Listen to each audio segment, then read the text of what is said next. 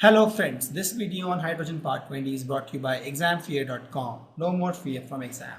Let's now learn hydrogen peroxide. So what is hydrogen peroxide? It is a very important chemical and it is used in pollution and control treatment. It's very important chemical for industry.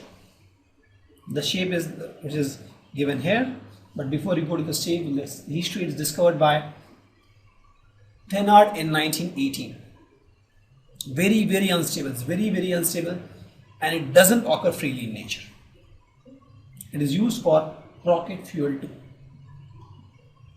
right? And if you see this structure, it is something like this. It is in different planes actually. If you see, this is in different planes. This is going inside the plane, it's coming outside the plane. We'll show more three-dimensional structure of H2O2, but H2O2 looks like this. This is H, O, this is O. You see, this is a different plane. They're in different planes altogether. So you want to now prepare hydrogen peroxide. It's very unstable. You want to prepare it in the lab. There are two methods to actually prepare. One is from sodium peroxide, it's from barium peroxide. So let's take the sodium peroxide. Sodium peroxide is nothing but Na2O2. What we do, you add H2SO4 to this and make it dilute. And cold also, else will blast. This guy will give Na2SO4 and H2. Because I told this guy is very reactive, it is little hot also, it will react, right? So H2O2, you want to conserve it, so make the sulfuric acid very cold and dilute. Same thing from barium peroxide also you can do, BaO2. If you want to get from H2SO4, again same thing, you make it dilute plus cold, so it becomes BaSO4 plus H2. The quality in this case is not very good, so what we can do is we can use phosphoric acid. So in this case it will give BO3, PO4, 2 plus 3H2. This quality is better. It's all lab preparation. In the lab you want to prepare hydrogen peroxide, you can use sodium peroxide or you can use barium peroxide. Barium peroxide you can react with sulfuric acid or H3PO4 or dilute. Let's talk about the industrial preparation of hydrogen peroxide. As I told, this is very widely used in industry, so there has to be good ways to prepare hydrogen peroxide. So there are two ways actually. The one is by the electrolysis of 50% H2SO4. The other is by 2-ethyl anthraquinone. There are two ways. So the first is from the electrolysis of H2SO4. In this case, what we do is we have this 50% H2SO4 here, right? Dilute H2SO4. And what we do is we'll have the reaction. I'll show you. What happens is my H2SO4 breaks into H plus HSO4 minus ions. And then HSO4 minus ions, two HSO4 minus ion react to form peroxide disulfuric acid. And that reacts with water to get H2O2. We'll do this. Right, let's write this. At cathode, what happens? Cathode, I get 2H plus, it gets 2 electrons from cathode, it gets hydrogen gas. So it gives me hydrogen gas. Simple. At anode, since I don't have electrons, so what happened is this HSO4 minus which you have got, right? So this two reacts to form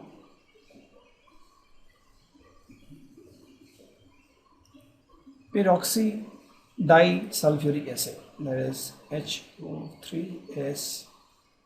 You see, these two reacts to form this. I'll write the name of this.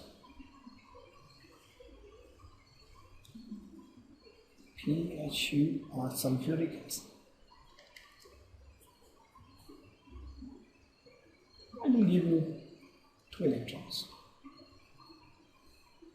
right, at anode. because two of them are getting merged.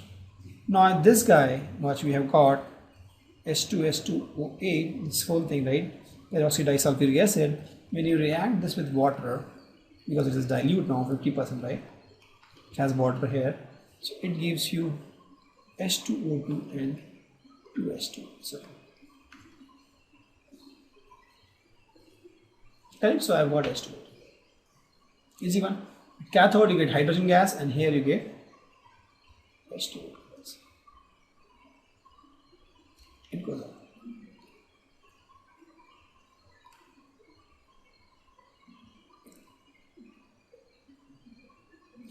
The next is from 2-ethyl anthraquinone. So let me change the color. So I have 2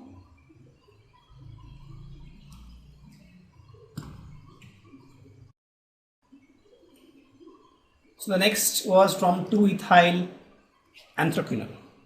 So in this it is pretty easy. I have 2-ethyl anthraquinone. When you pass oxygen to it, it gives H2O. So if we just oxidation of 2-ethyl anthraquinone will give you H2O2. I can show you the reaction for this.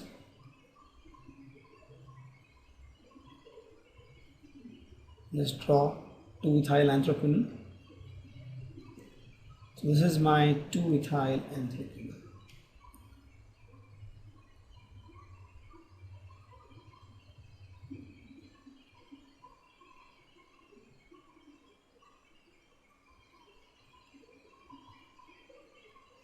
This is 2-ethyl anthraquinone. When you oxidize in air, this will give you, sorry, this is OH, to OH, ethyl anthraquinone, yeah. So this guy will give you this.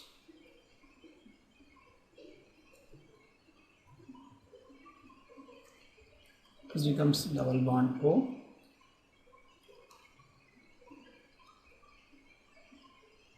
Right, and plus H2.